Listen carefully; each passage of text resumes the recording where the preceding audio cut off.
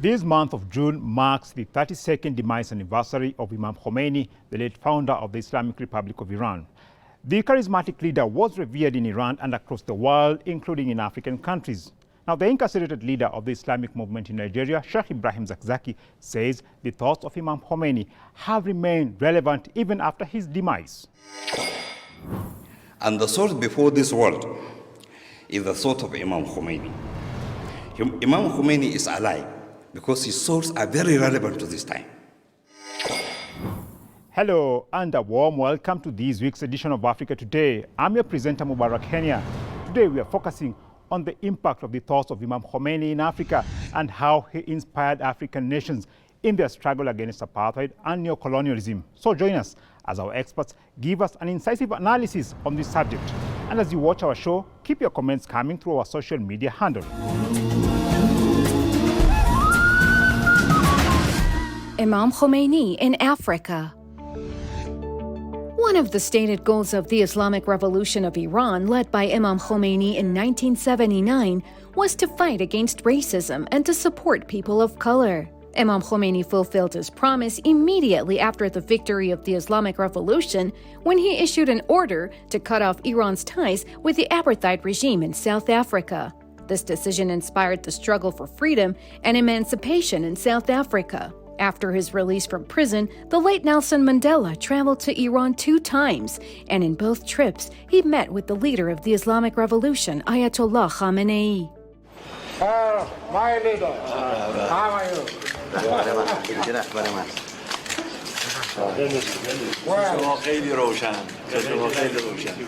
Well, it's an honor and a real pleasure for me to meet you.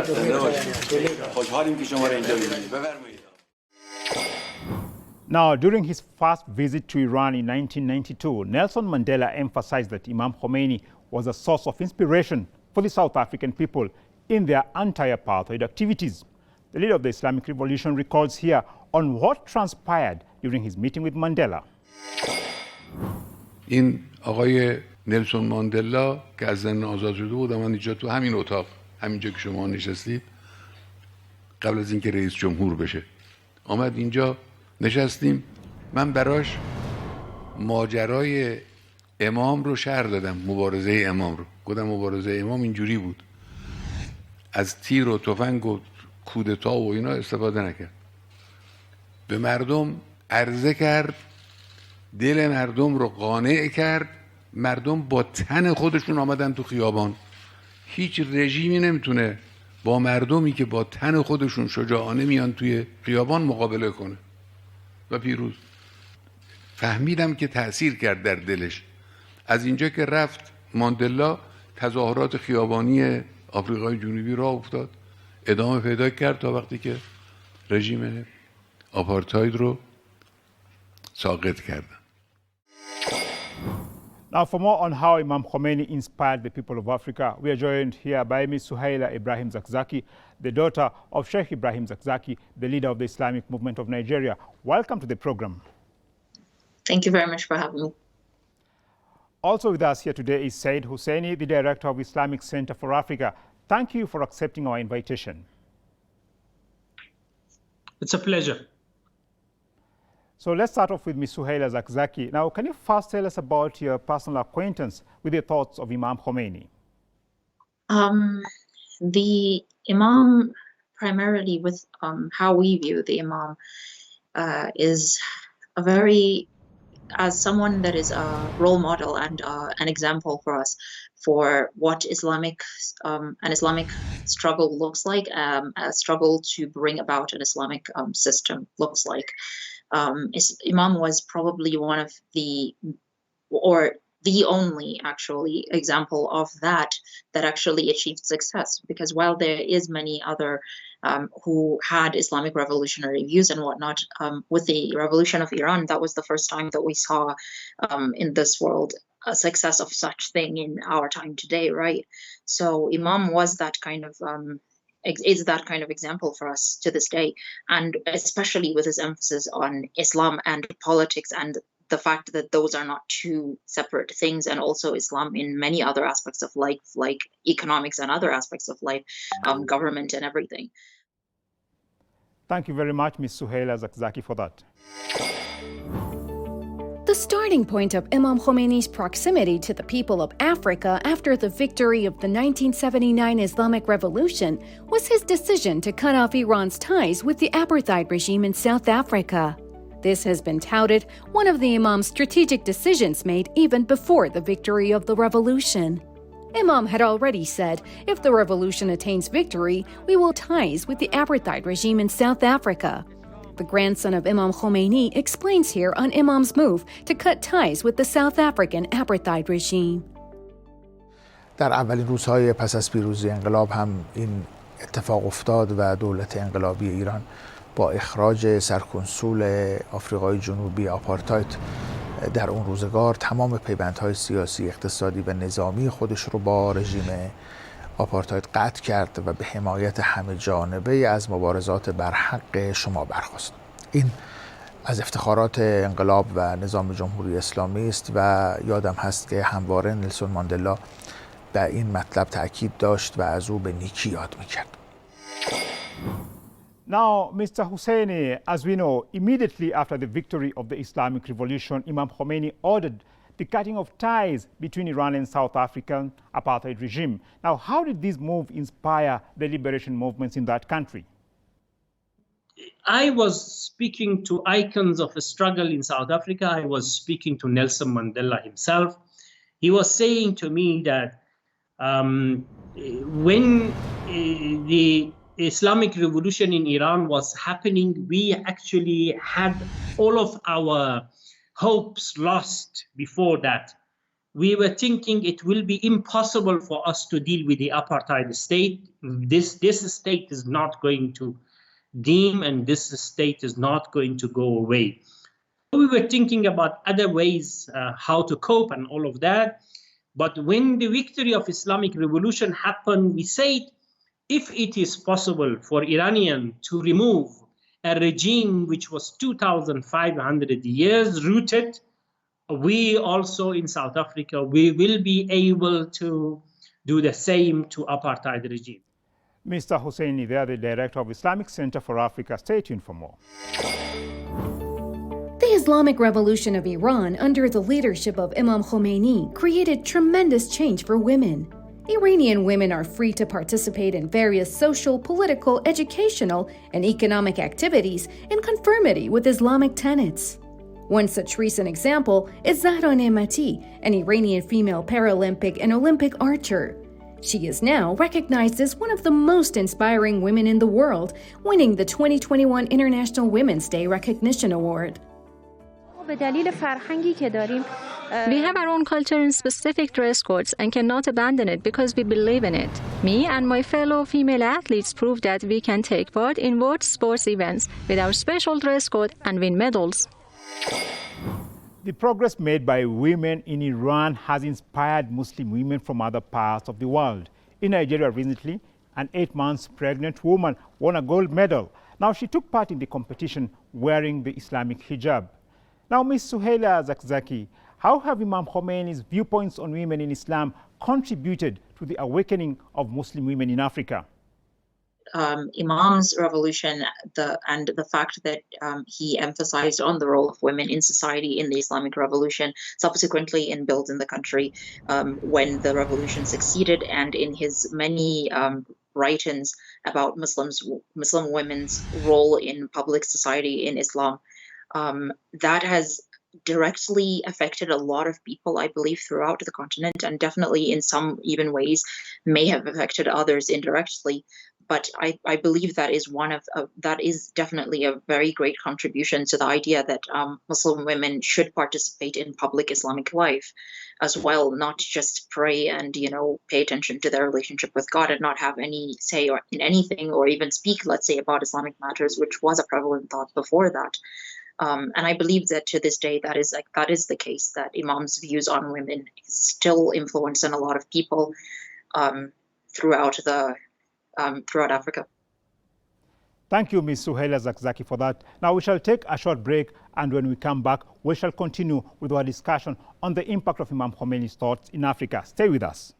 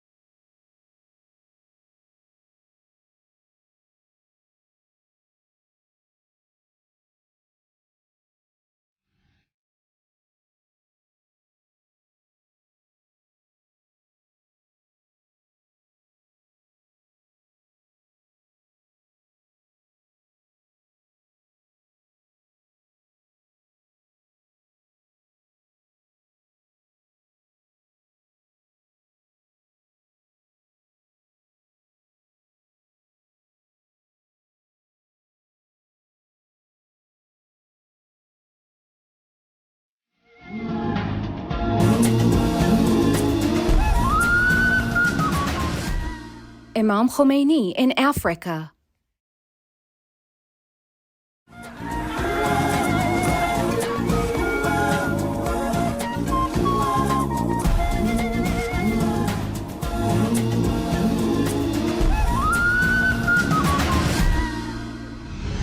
Imam Khomeini's message resonated well with Africans who are inspired by his firm stand against arrogant powers and unflinching support for the oppressed and downtrodden nations. An African Muslim scholar explains here on how Imam Khomeini inspired African nations. Let's take a listen. Imam Khomeini, his relationship with Africa was on the basis of humanity, that an African person is a human being like other human beings. He came with a very important terminology when he was talking to Africans and to other people about Africa by introducing a word, al-mustad'af, which this particular terminology was almost forgotten.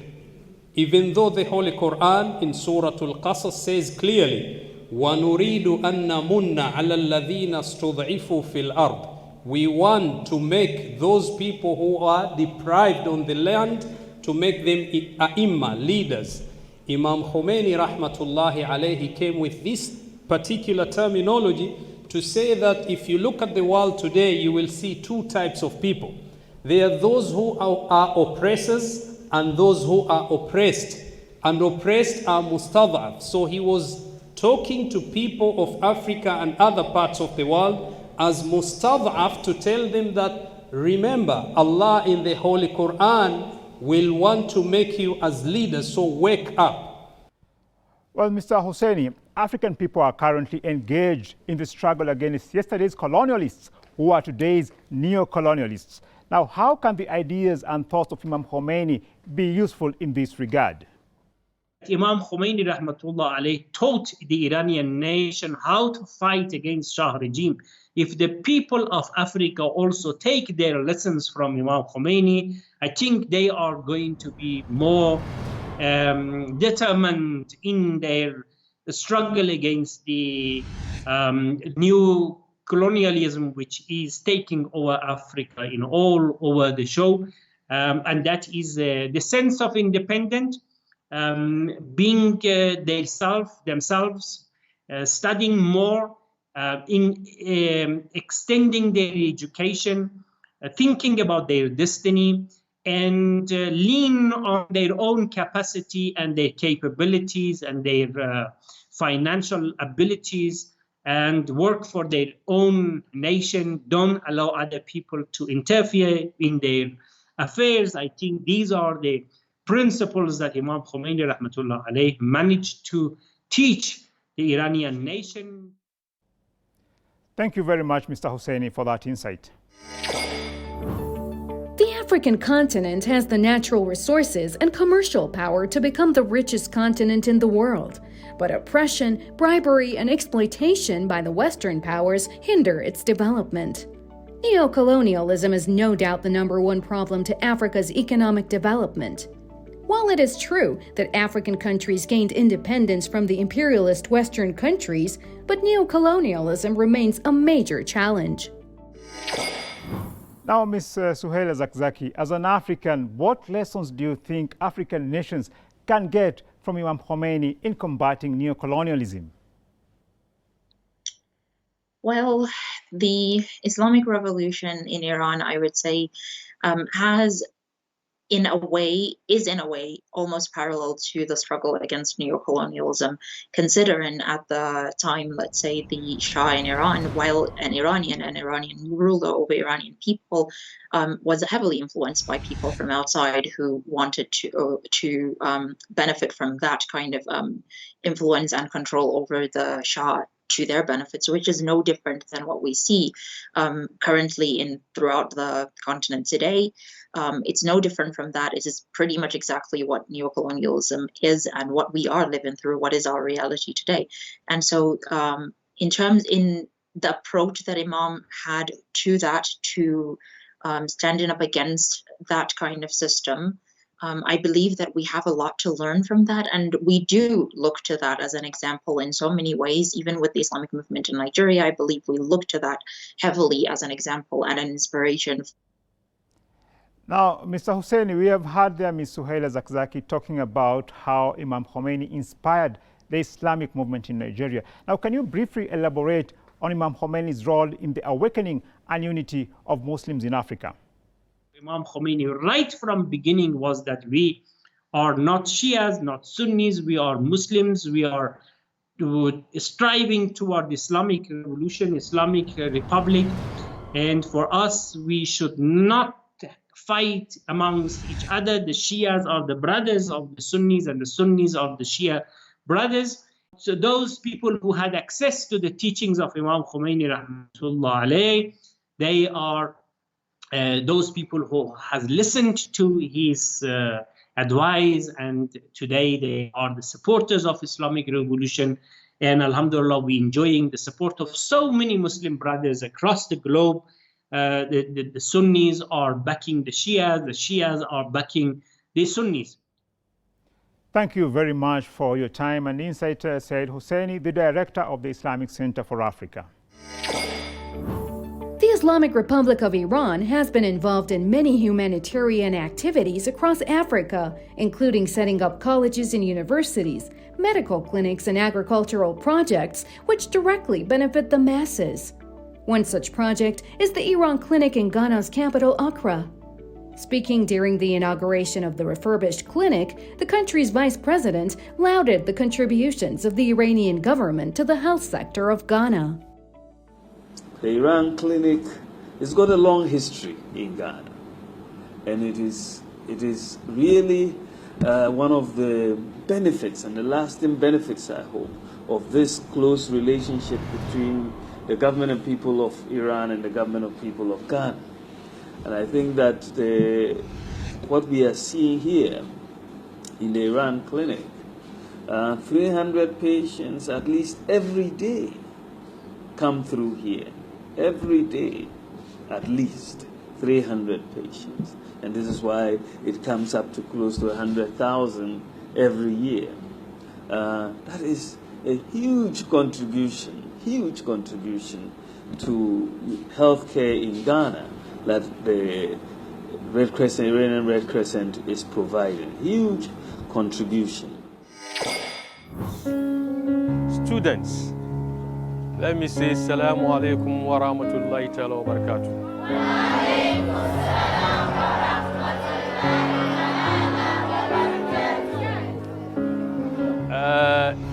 The essence of coming here this morning to interact with you, much has been said by your head teacher. And the issue here this morning is that my ministry, that is the Ministry of Inner City and Zongo Development, is in collaboration with the Iran Clinic to help bring medical attention to your doorsteps. Iran's development projects in Africa were one of the topics during a roundtable held in Uganda last year to discuss Imam Khomeini's impact on Africa. Let's take a listen to one of the participants. We are seeing schools, universities opened in African capitals. They were not there before the revolution. A country like Iran giving support, and it was very wealthy by then, giving support to other countries like it is doing now, it was not there. I've said politically it stood with the Africans against racism in South Africa. We have seen, even politically, opening embassies. All these embassies we're seeing in Africa were not there before the revolution.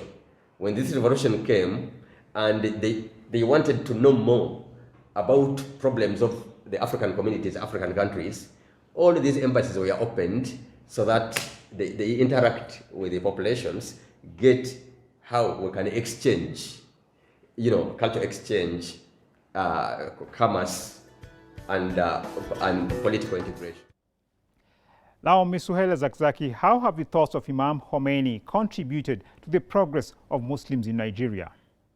Especially when the Islamic Revolution succeeded, this brought about a kind of, in some cases very directly, like I can say, for example, in the Islamic movement and for other people as well, but also in some cases very indirectly, that people are much more, I believe, comfortable with comfortably expressing interest in an Islamic system, potentially in Islam, not just as a private thing for people, for individuals, and also for Islam even in a political sense and other things. And I think that has had a great effect on Nigeria, especially when we look at the Islamic movement, which is heavily influenced by Imam and the Imam's revolution and the Imam's writings and the Imam's thoughts and everything, and his whole life entirely, basically. Imam Khomeini had unique leadership qualities which endeared him to the masses in Iran and across the world. He introduced himself as the servant of the people and considered the people a source of blessing. The Imam was a serious supporter of the poor and the oppressed, and he forcefully and bitterly rejected economic inequality and aristocracy. In one of his previous speeches, the leader of the Islamic movement in Nigeria says the world needs to emulate Imam Khomeini, as he was a unique leader. Some people think that just as we have Imam Khomeini in Iran, other Muslim countries should have their own Khomeini-type leader. I heard someone was saying they need their own Khomeini. And he once was saying even that they need Khomeinis. Look, the whole world, the entire world needs only one Khomeini, and it has one. What it remains for the world is to follow the teaching of Imam Khomeini. We cannot talk of Imam Khomeini being a former leader or an older leader. He's still the leader, and alhamdulillah, he has got a successor in the person of Sayyid Ali Khamenei, Hafizahullah, where the teaching of the Imam continue as if it is the Imam himself is alive.